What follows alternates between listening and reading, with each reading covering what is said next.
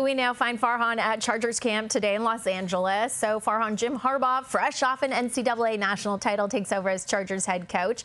And Harbaugh is definitely a polarizing personality, but well, his recent success transferred back to the NFL with the Chargers this season.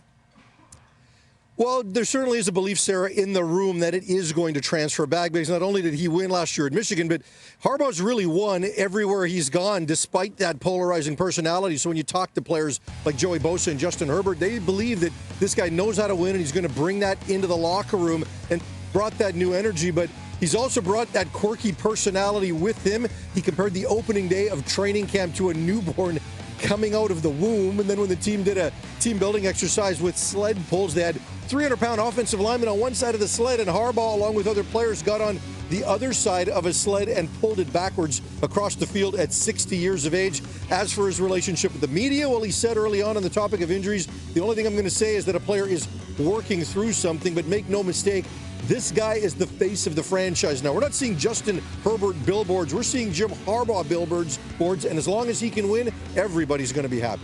And bring on the quirkiness. We'll keep it coming this season. As for Justin Herbert, he has the most passing yards in his first 4 years in NFL history, but he still has yet to record a playoff win. Farhan, what must Harbaugh do to translate Herbert's numbers into some playoff success?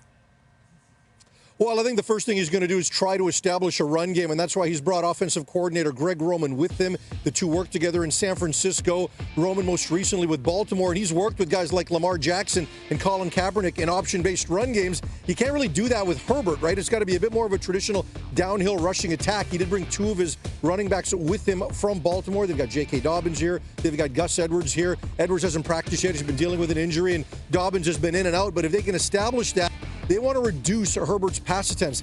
He's got the current NFL records for most attempts in a game. He averages over 39 pass attempts per game.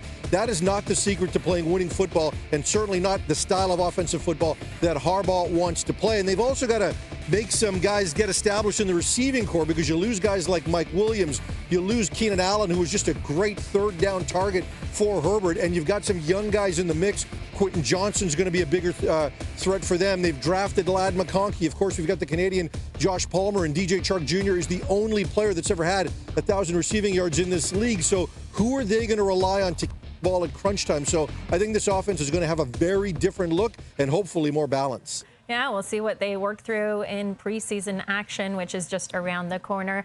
Farhan, thanks so much for joining us from LA.